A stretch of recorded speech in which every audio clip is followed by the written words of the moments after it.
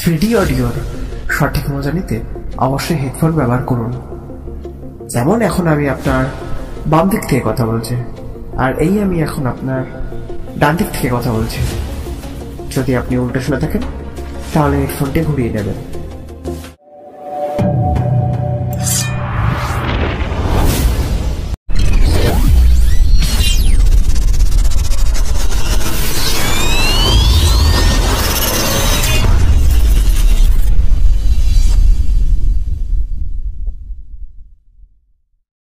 নমস্কার, the modern লাভ স্টোরিতে সকল শ্রোতা বন্ধুদের জানাই স্বাগত। দ্য মডার্ন লাভ স্টোরিতে আজ আপনারা শুনবেন জিৎ দাসের লেখা গল্প স্মৃতি। গল্পটা শুনে যদি আপনাদের ভালো লেগে থাকে তাহলে লাইক, কমেন্ট, শেয়ার আর তার সাথে অতি অবশ্যই সাবস্ক্রাইব করতে ভুলবেন না গধূলির মায়াজাল। এই গল্পের গল্প পাঠে প্রণজিৎ ভৌমিক, গল্পের সূত্রধর আমি মৌসুমী সামন্ত। তাহলে চলুন আর দেরি না করে শুনে নেওয়া যাক জিৎ দাসের লেখা গল্প স্মৃতি।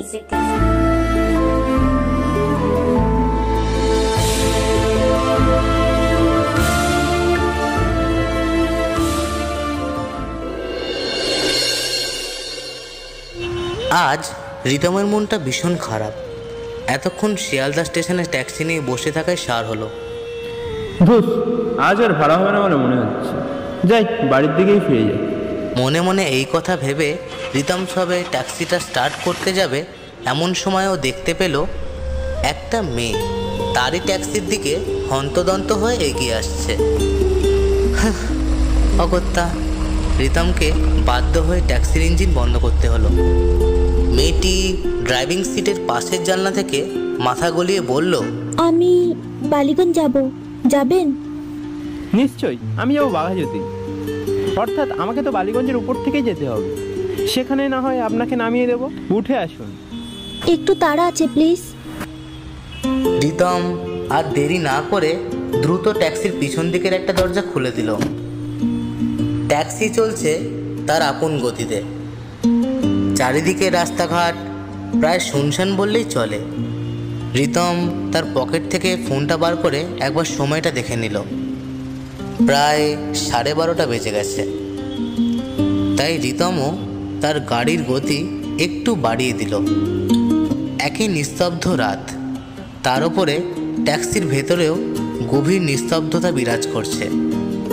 এমনভাবে কিছুক্ষণ চলার পর মেয়েটি প্রথম নীরবতা ভেঙে বলল, বলছি, আপনি থাকেন কোথায়? মেয়েটির কণ্ঠস্বর শুনে রিতমের মনে যেন হাজার সেতারের ঝংকার বেজে উঠল। কিন্তু এতেই শেষ নয়। উত্তর দেওয়ার জন্য পিছনে ফিরতেই রিতম যেন আরও অবাক হয়ে গেল। মেয়েটি ট্যাক্সিতে ওঠার পর প্রায় 10 মিনিট কেটে গেছে। এর মধ্যে রিতম মেয়েটিকে ভালো করে দেখেওনি পর্যন্ত। আর এখন ট্যাক্সির ভিতর জ্বলতে থাকা 100 পাওয়ারের বাল্বের আলোয় মেয়েটির দিকে মুগ্ধভাবে তাকিয়ে আছে রিতম। আর মনে মনে ভাবছে, দুধে আলতা গায়ের রং, ঘন কালো কেশ, দুষ্টু মুখের মিষ্টি হাসি, দেখতে লাগছে বেশ। কাজল কালো দুটি আঁখি বড় মায়াময়, রূপকথার ওই পরীদের কি এমনই দেখতে হয়? সে আরও ভাবে, এমন ডানা কাটা পরীর মতন দেখতে মেয়েকে যদিও নিজের জীবনসঙ্গিনী হিসাবে পেত তাহলে ওর জীবনটাই ধন্য হয়ে যেত। এইসবই বসে বসে ভাবছিল রিতম। কিন্তু রিতমকে ভাবনার জগৎ থেকে বের করে নিয়ে এলো মেয়েটির কণ্ঠস্বর। আরে, আমার দিকে দেখবেন পরে, আপনি আগে সামনের দিকে দেখুন, নইলে যে অ্যাক্সিডেন্ট হয়ে যাবে। মেয়েটির কথা শুনে রিতম একটু থতমত খেয়ে গেল। তারপর সে নিজেকে সামলে নিয়ে গাড়ি চালানোয় মন দিল। মেয়েটি আবারও বলল, কি হলো, বললেন না যে আপনি কোথায় থাকেন? আমার নাম রিতম সামন্ত, আমি বাঘাযতীনে থাকি। আর আপনি? প্রশ্নটা করেই নিজের ঠোঁট কামড়ালো রিতম। মেয়েটা বলেছে সে বালিগঞ্জে যাবে, তার মনে সে বালিগঞ্জেই থাকে। দূর, মাঝে মাঝে সে এত বোকা বোকা প্রশ্ন করে ফেলে যে তার কোনো অর্থই থাকে না। সে যাই হোক, মেয়েটি এবার একটু মৃদু হেসে বলল, আমি বালিগঞ্জেই থাকি। আমার নাম তিস্তা ব্যানার্জি। দেখুন না, বান্ধবীর বার্থডে পার্টি থেকে ফিরতে ফিরতেই এতটা রাত হয়ে গেল। থ্যাংক গড যে আপনি ছিলেন, নইলে কি করে যে বাড়ি ফিরতাম কে জানে। এনিওয়ে, আপনাকে একটা প্রশ্ন করতে পারি? কেন নয়, নিশ্চয়ই পারেন। বলুন, আপনি কি জানতে চান? যদিও এটা ব্যক্তিগত প্রশ্ন, তবুও কৌতূহল মেটাতেই আপনাকে জিজ্ঞাসা করছি। আচ্ছা, আপনার বাড়িতে কে কে আছেন? বলার মতো কেউ নেই আমার বাড়িতে। নিজের কষ্টের কথা কি আর বলবো ম্যাডাম। বাবা মারা যাওয়ার পর পড়াশোনা ছেড়ে দিয়ে গাড়ি চালানো শিখলাম। অবশ্য মা আমাকে বলেছিলেন আমি যেন পড়াশোনা কন্টিনিউ করি, কিন্তু আমি করিনি। কি করেই বা করতাম বলুন? মা নিজেই অসুস্থ ছিলেন। তারপর বাড়িতে আমার একটা ছোট্ট বোন আছে। আমি বুঝলেও সে তো আর বুঝতো না। তার সারাদিনের টুকটাক আবদার, তারপর পড়াশোনার খরচা, সব দিকে সামাল দিতে মা প্রচণ্ড হিমশিম খেতেন। এই সব দিক দেখে বুঝে আমি আর চুপ থাকতে পারিনি। বেরিয়ে পড়লাম কাজের খোঁজে। তারপর অনেক খোঁজ খবর করে এই ট্যাক্সিটা ভাড়াই পেলাম, আর এখন সেটাই চালাই। ওই দেখুন, বলতে বলতে আপনাকে সমস্তটাই বলে দিলাম।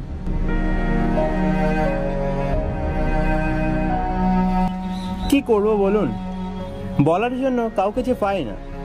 তাই আজ আপনি জিজ্ঞেস করতেই আমার কথা বাদ দিন।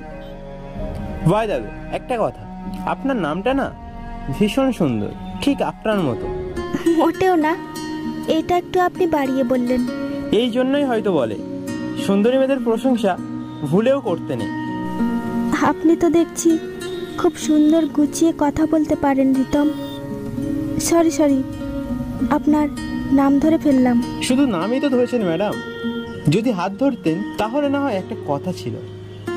রিতমের কথা শেষ হতে না হতেই তিস্তা তার ডান হাতটা রিতমের কাঁধে রাখল এবং নিজের মুখটা রিতমের কানের কাছে এনে ফিসফিস করে বলল, আমি যদি তোমার হাত ধরি তাহলে কি তুমি খুশি হবে রিতম? তিস্তার মুখ থেকে এই কথা শোনার পর রিতমের চোখ কপালে উঠে গেল। রিতমকে বড় বড় চোখ করে তাকিয়ে থাকতে দেখে তিস্তা আবারও বলল, এইভাবে তাকিয়ে কি দেখছো? উত্তরটা দাও, বলো, খুশি হবে তুমি? দেখো রিতম, তুমি উপর থেকে দেখে যা ভাবছো তা একদমই নয়। আমিও তোমার মতো একা, ভীষণ একা। এই যে আমি তোমার হাতটাকে শক্ত করে চেপে ধরলাম, তুমি আমায় কথা দাও, তুমি আমার হাত কখনো ছাড়বে না। কথা দাও, দাও রিতম, কথা দাও। তিস্তার এরকম কাকতি মিনতিতে রিতম আর চুপ করে থাকতে পারল না। কাপা কাপা গলায়ও বলল, আমি তোমার হাত কখনো ছাড়বো না, তোমাকে কথা দিলাম তিস্তা। এভাবেই শুরু হলো একটা মিষ্টি প্রেমের কাহিনী। হায় রে বিধি, সবার কপালে কি ভালোবাসার সুখ সয়? পার্ক সার্কাসের রাস্তার ওপর দিয়ে একটি লোকাল ট্রেনের লাইন চলে গেছে। রেল লাইন ক্রস করবার সময় রিতম দেখল রেলগেটটা হঠাৎ করেই পড়ে গেল এবং সে আরও দেখল দূর থেকে তাদের দিকে দ্রুত গতিতে একটা মেল ট্রেন এগিয়ে আসছে। সে আপ্রাণ চেষ্টা করলো গাড়িটাকে সেখান থেকে দ্রুত নিয়ে যাওয়ার, কিন্তু হায় রে নিয়তি, সেই সময় গাড়ির ইঞ্জিন ফেল হয়ে গাড়িটা সেখানেই থেমে গেল। সে যতই চেষ্টা করুক না কেন গাড়ি সেখান থেকে এক চুলও নড়ল না। সে দেখল তাদের আর ট্রেনের মধ্যে ক্রমশ ব্যবধান কমে আসছে। সে আশা ছেড়ে দিয়ে শক্ত করে তিস্তাকে জড়িয়ে ধরে বসে রইল।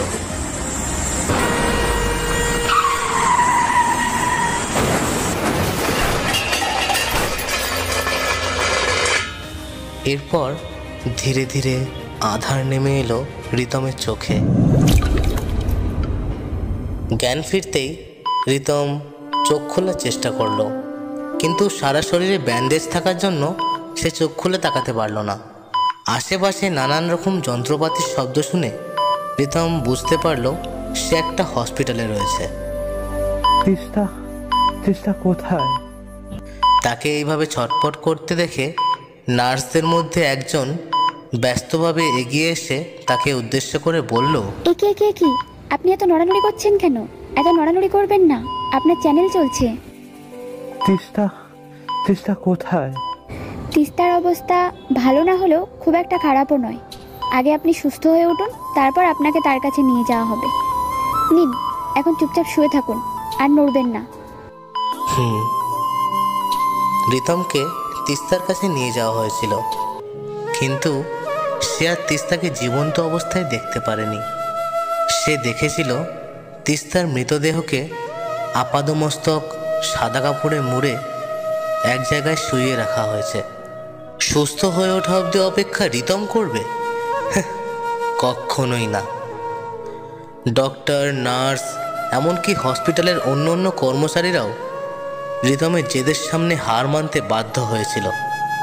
তিস্তাকে এই অবস্থায় দেখে রিতম নিজেকেও শেষ করে দিতে চেয়েছিল, কিন্তু ও পারেনি কারণ ও তিস্তাকে কথা দিয়েছিল। আমি তোমাকে কখনো ছাড়বো না, তোমাকে কথা দিলাম তিস্তা।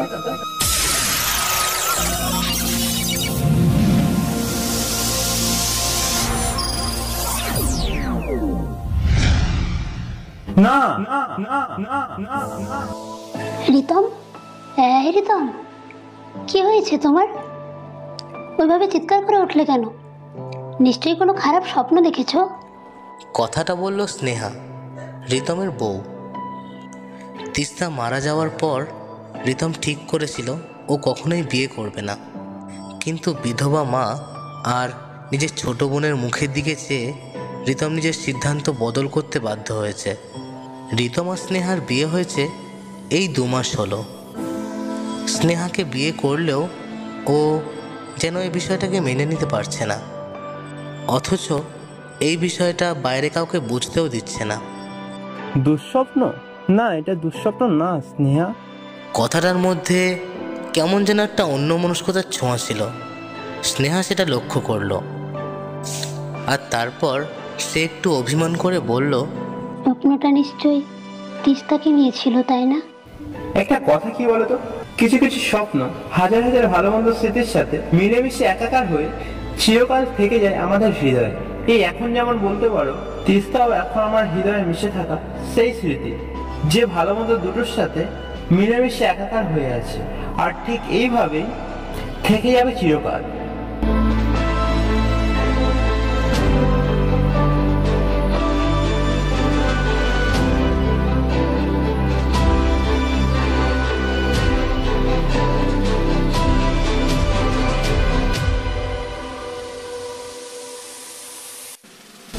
দ্য মডার্ন লাভ স্টোরিতে আজ আপনারা শুনছিলেন জিৎ দাসের লেখা গল্প স্মৃতি।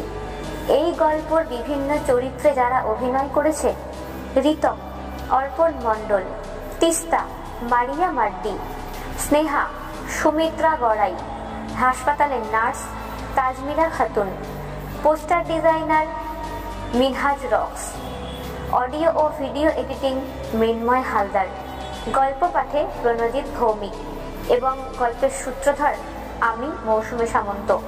গল্পটা শুনে আপনাদের কেমন লাগলো তা কমেন্টে জানাতে ভুলবেন না। আর হ্যাঁ, আরও এমনই রোমাঞ্চকর ও আধুনিক ভালোবাসার গল্প শুনতে এখনই সাবস্ক্রাইব করুন গোধূলির মায়াজাল। তার সাথে আরও একটা খুশির খবর, গোধূলির মায়াজাল এখন পেয়ে যাবেন ফেসবুক আর ইনস্টাগ্রামেও। তাহলে আর দেরি কিসের, এক্ষুনি ফলো করুন গোধূলির মায়াজাল ইনস্টাগ্রাম ও ফেসবুক পেজ।